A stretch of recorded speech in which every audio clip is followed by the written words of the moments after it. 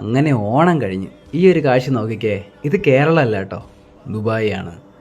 ദുബായിൽ കേരള ഡ്രസ്സിലൊക്കെ നല്ല ചേച്ചിമാരും പിള്ളേരും ചെക്കന്മാരും ഒക്കെ കണ്ട മുണ്ടൊക്കെ ഉടുത്ത് വൈബ് ചെയ്യാനായിട്ട് പോകുന്ന കാഴ്ച നിങ്ങൾ കാണുന്നത് കേട്ടോ. നിങ്ങൾക്ക് എല്ലാവർക്കും അറിയാം കേരളത്തിൽ ഓണമുണ്ട്, പക്ഷെ എന്നാലും കേരളത്തിന് പുറത്ത് അല്ലെ ഇന്ത്യക്ക് പുറത്തുള്ള സ്ഥലങ്ങളിലാണ് കൂടുതലും ഭയങ്കര ആഘോഷങ്ങളൊക്കെ നടത്താറുള്ളത്. അതിൻ്റെ കാരണം എന്താണെന്ന് ചോദിച്ചു കഴിഞ്ഞാൽ അവർക്ക് മിസ്സിങ് ആണ്, കൾച്ചറൊക്കെ മിസ്സിങ് ആണ്. പിന്നെ നമ്മുടെ കൾച്ചറൊക്കെ കാണിക്കണമല്ലോ.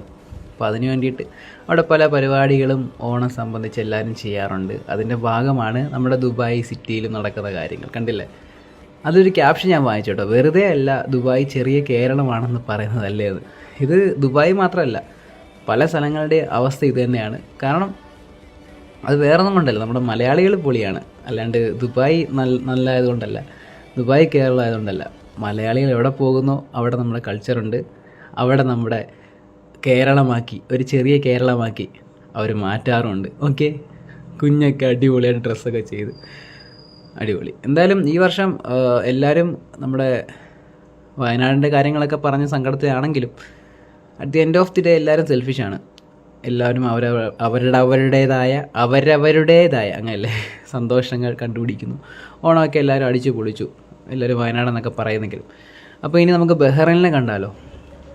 ബഹ്റൈൻ കേരള സമാജം നടത്തിയൊരു ഓണമാണ്. അവിടെ സെലിബ്രേഷനുണ്ട്, പക്ഷേ അവർ ആ സമയത്ത് വയനാടിനെ ഓർമ്മിപ്പിക്കുന്ന രീതിയിൽ ആ ആനയുടെ മുമ്പിൽ പെട്ട ഒരവസ്ഥ ഉണ്ടായിരുന്നല്ലോ, ഒരു അമ്മച്ചിയൊക്കെ. അത് റീക്രിയേഷൻ ചെയ്യുകയാണ് വളരെ മനോഹരമായിട്ട്. അതും വയനാടിനെ ഓർക്കുന്നെങ്കിലും ആഘോഷം മാറ്റി വെക്കുന്നില്ല, അവർ എൻജോയ് ചെയ്യുന്നു. ഇനി കാണാൻ പോകുന്നതാണ് അത്ഭുതം. വേറൊന്നുമല്ല, ഇത് കാനഡയാണ്. കാനഡയിലെ ഓണം വൈബാണ്. നമ്മൾ ദുബായിലെ കണ്ടു, ബഹ്റൈനിലെ കണ്ടു, പക്ഷേ കാനഡയിൽ ഇത്ര ആൾക്കാരുണ്ടോ മലയാളികൾ? എനിക്കറിയില്ല. പക്ഷേ കാനഡ എന്നുള്ള വീഡിയോ ആണ്.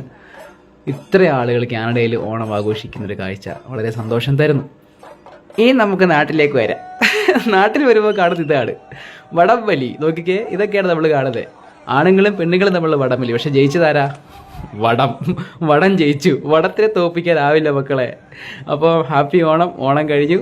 പിന്നെ അടുത്ത ഓണത്തിന് നമുക്ക് ഇതുപോലുള്ള കാഴ്ചകളൊക്കെ കാണാം. നമ്മുടെ പേജ് ഫോളോ ചെയ്യാൻ മറക്കരുത് കേട്ടോ.